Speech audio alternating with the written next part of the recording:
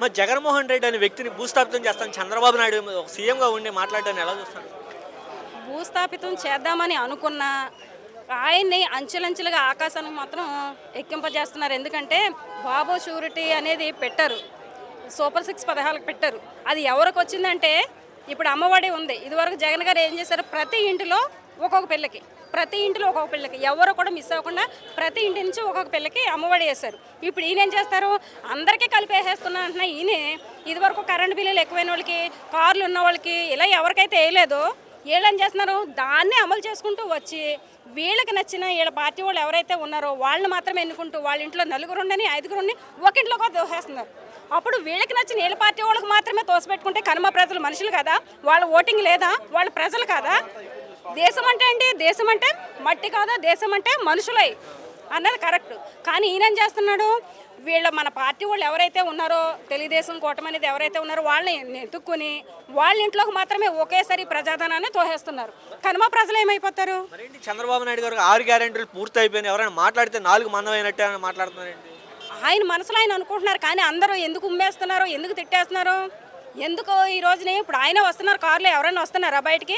ఇదే ఇప్పుడు జగన్మోహన్ రెడ్డి గారు ఇక్కడ లేకపోయినా ఆయన పేరు ప్రస్తావిస్తేనే ఇంతమంది వచ్చారు, చూశారు కదా. ఇప్పటిదాకా జరిగిన మీటింగ్లో ఆయన పేరు ప్రస్తావించడానికి మాత్రమే వచ్చారు ఇక్కడ నాయకులు, కార్యకర్తలు. కానీ ఇసుకైతే రాళ్ళంత జనం ఎందుకు వచ్చారంటే గుండెలో అభిమానం. ప్రతి ఒక్కరికి జగన్మోహన్ గారు చేసిన మేలు ఆయన అక్కడికే చెప్పారు, నేను మేలు చేస్తేనే ఓటేయండి అని. ఆయన అలా ప్రతి ఇంటికి కూడా మేలు చేశారు. కులం చూడలేదు, మతం చూడలేదు, పార్టీ చూడలేదు, ప్రతి ఒక్కరికి మేలు చేస్తాడు ఆయన.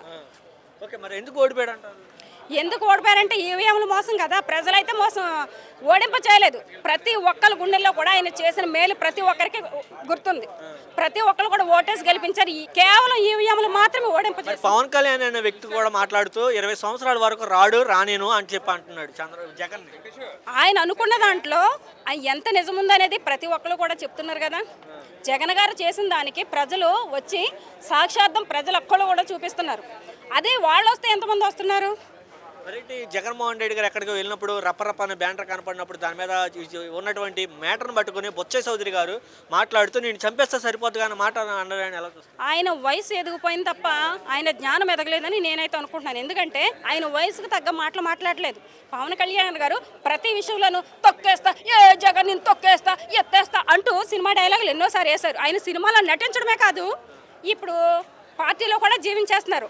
అదే ఆయన నిజ జీవితమా లేదంటే సినిమాలా అనేది ఎవరికి అర్థం కాలేదు. కానీ జగన్ గారు జరిగిన విషయాన్ని 2 అంశాలుగా విషయం ప్రస్తావిస్తేనే ఆయన తట్టుకోలేకపోయారు.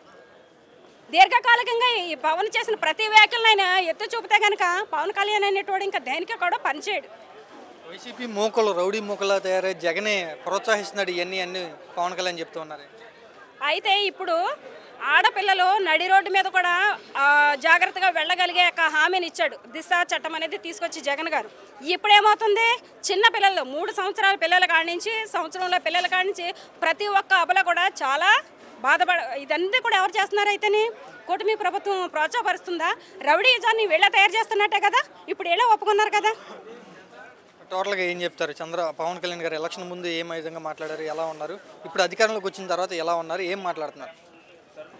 ఇప్పుడు ఎలక్షన్కి ముందు ప్రతిదీ నేను చేసి చూపిస్తా, చేసి చూపిస్తా, సూపర్ 6 పథకాలు, ఆ పథకాలు, ఈ పథకాలు అంటూ చెప్పారు. ఇప్పుడు ఏమంటున్నారంటే మీరు వినే ఉంటారు, హామీలు ఇచ్చాం, ఖజానా చూస్తే ఖాళీ అంటూ ఒక మాటతోటి అలా తెరిపేస్తున్నారు. లేదంటే వచ్చే మార్గం ఏదైనా ఉంటే మాకు చూపించండి, నువ్వు వచ్చి నాకు నేర్పించు, నేను చేస్తాను అంటున్నారు. అంటే ఏంటి, ఎలక్షన్కి ముందేమో నేను ఏయో చేసేస్తాను, మిమ్మల్ని అందరినీ ఎలా చేసేస్తాను అన్నాడు.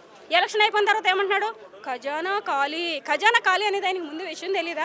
ఎలక్షన్ ముందే తెలుసు కదా, అప్పు ఎంత ఉంది, మనకు ఉండేటువంటి ఆదాయం ఎంత ఉంది అనేది తెలుసు. కానీ ఎందుకు ఇచ్చాడు ఈ యొక్క అమలు అంటే ఏదో విధంగా అబద్ధాలు చెప్పి చంద్రబాబు నాయుడు కోసం మనకు తెలియని ప్రతి విషయంలో ఎప్పుడు కూడా అబద్ధాలు చెప్పుకుంటూ ముందుకెళ్ళిపోతాడు.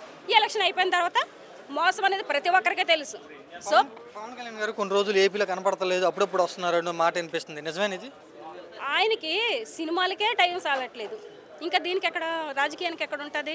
ఏదో వెళ్ళిపోదాం, ఊగేదాం, అని ఊగేదామని ఉత్సాహంలో వచ్చారు తప్ప నిజమైన కార్యక్రమం ఏదన్నా చేయాల్సి వస్తే ఆయనకి సినిమాలో డైలాగులు తప్ప రియల్గా తెలియదు రాజకీయం. అందుకని మిస్ అయిపోతున్నారు ఆయన. పవన్ కళ్యాణ్ గారు మొన్న రాజమండ్రి వచ్చారు, నిన్న రాజమండ్రి వచ్చారు. ఆయన బయటకు వస్తే ఎలా ఉంది, జగన్ బయటకు వస్తే ఎలా ఉంది? ఆయన రాజమండ్రి వచ్చారనే విషయం మేము రాజమండ్రిలోనూ మాకే తెలియదు, ఇప్పుడు మీరంటే తప్ప. అసలు జనాలకి ఎవరికే తెలియదు కదా, అసలు జనాలే లేరు, రోడ్డు మీదకి జనాలు ఎవరో రాలేదు. విషయం మాకు కూడా తెలియదు, రాజమండ్రిలో ఉంటున్న మాకు అసలు జనాలకి ఎవరికి కూడా విషయం తెలియదు.